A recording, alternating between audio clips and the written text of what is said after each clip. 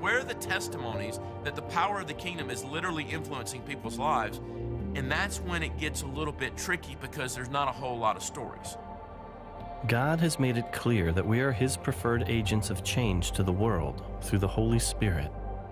But sometimes, when truly no one is available, He'll go straight for us Himself.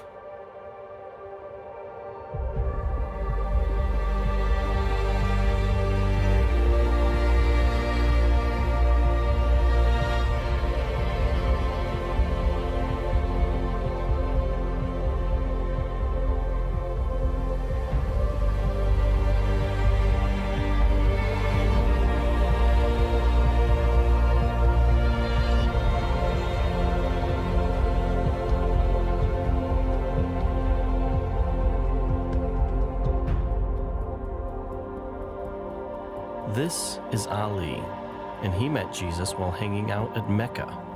Yeah, you heard me, Mecca, the epicenter for the Muslim faith. When he was younger, Ali was a raging alcoholic, and his drinking got so bad that he moved away from his wife and children in Turkey to Saudi Arabia, simply to protect them from himself.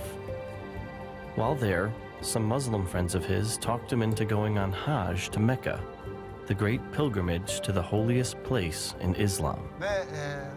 So I decided to go. And when I went there, everybody needs to sleep together. And everybody also goes 7 times around the Kaaba.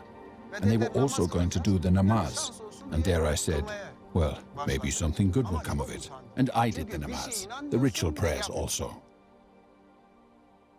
But I was very ashamed because I didn't believe in it, and yet I was still doing it. So everybody that night sleeps around the Kaaba. So I slept there. And then in the night, I had this dream, and in the dream, Jesus came. First, he touched my forehead with his hand, and he said, "You have been saved. You have been saved." Then he opened his hand and placed it on my chest, and he said, "You belong to me." One of them, he said, "You are saved," and then, "You belong to me." And he was smiling. And this is what I wanted to say. This is what he looked like. From his waist up, he was naked and shining pure white. He had a beard, like in the pictures, but a little bit longer.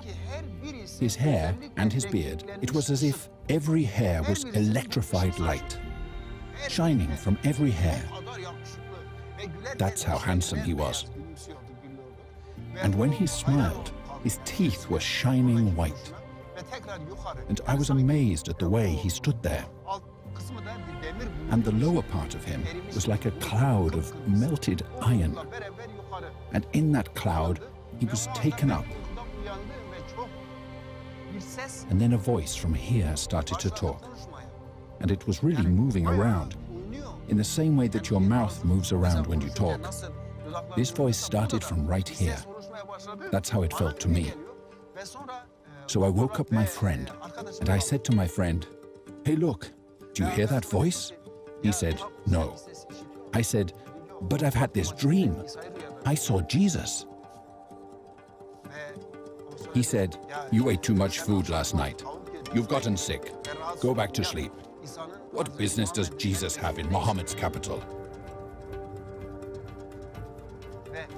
So I tried to go back to sleep, but the voice wouldn't let me. It kept talking to me, just like I'm talking to you.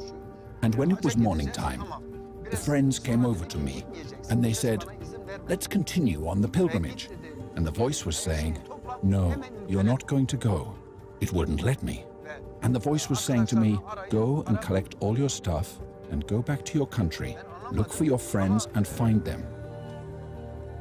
I didn't understand, but I made up my mind. Okay, I've decided I'm not going to go. I didn't understand it myself. So then I went and took a shower so that I could go back to where I had been. So, in order to take a shower, I got undressed. And I looked in this little mirror, and this part was white. But at that time, my hair, my beard, my mustache, there wasn't a single white hair anywhere. And there was this white everywhere. And so I tried to wipe it off. And when I wiped it, it didn't come off.